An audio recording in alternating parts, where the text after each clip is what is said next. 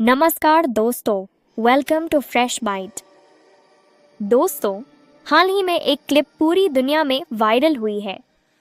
एक ऐसा प्लेन जो आमतौर पर तभी दिखाई देता है जब अमेरिका युद्ध के बेहद करीब होता है, या फिर न्यूक्लियर वॉर का खतरा होता है, या जब अमेरिकी राष्ट्रपति की जान पर गंभीर खतरा मंडरा रहा होता है। इसे कहा जाता है अमेरिका का डूम्सडे प्लेन।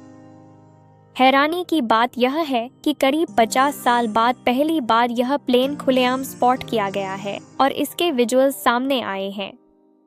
अमेरिकी मीडिया में भी कई आर्टिकल्स छपे हैं जिनमें सवाल पूछा जा रहा है, Why are we seeing this plane now?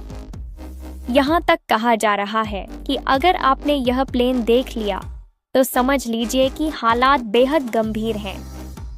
भले ही यह बात अतिशयोक्ति हो, लेकिन इसका मतलब साफ है कि यह प्लेन सिर्फ और सिर्फ न्यूक्लियर वॉर जैसे हालात के लिए बनाया गया है।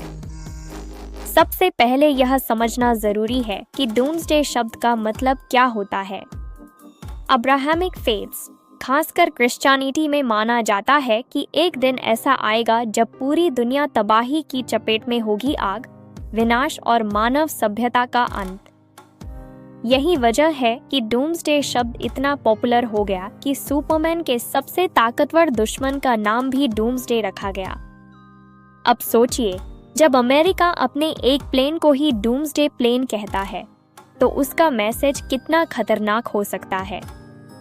अब एक बात साफ कर लेते हैं, इस प्लेन का ऑफिशियल नाम डूम्सडे प्लेन नहीं है। इसका असली नाम है E-4B नाइट वॉच।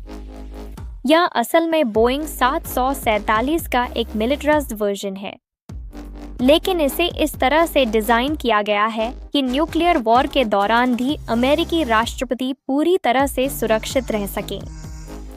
इस प्लेन की सबसे बड़ी खासियत है मिड एयर रिफ्यूलिंग, यानी एक बार यह प्लेन उड़ान भर ले तो 12 घंटे या उससे भी ज्यादा समय तक बिना लैंड किए हवा में रह सकता है। जरूरत पड़ने पर राष्ट्रपति को कई दिनों या हफ्तों तक जमीन पर उतरे बिना ही इसी प्लेन से देश चलाया जा सकता है।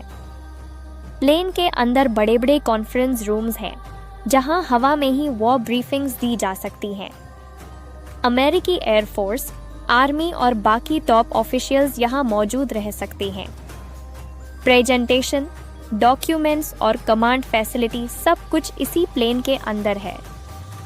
सिक्योरिटी के मामले में यह प्लेन बेहद एडवांस है। इसके आसपास हमेशा F-35 जैसे फाइटर जेट्स मौजूद रहते हैं। अमेरिकी एयरफोर्स खुद अपनी वेबसाइट पर बताती है कि E-4B को इलेक्ट्रोमैग्नेटिक पल्स यानी EMP से प्रोटेक्ट किया गया है, ताकि न्यूक्लियर ब्लास्ट के बाद भी इसके इलेक्ट्रॉनिक सिस्टम काम करते रहें। यह प्लेन एडवांस सैटेलाइट कम्युनिकेशन से जुड़ा रहता है, यानी इंटरनेट या कम्युनिकेशन को पूरी तरह बंद करना लगभग नामुमकिन है। इसके अलावा इसमें न्यूक्लियर और थर्मल शील्डिंग भी दी गई है। अगर पास में न्यूक्लियर ब्लास्ट होता है तो उसके रेडिएशन और थर्मल इफेक्ट से यह प्लेन काफी हद तक सुरक्षित रह सकता है। इसी वजह से यह प्लेन आमतौर पर तभी उड़ान भरता है जब हालात बेहद खराब हो चुके होते हैं।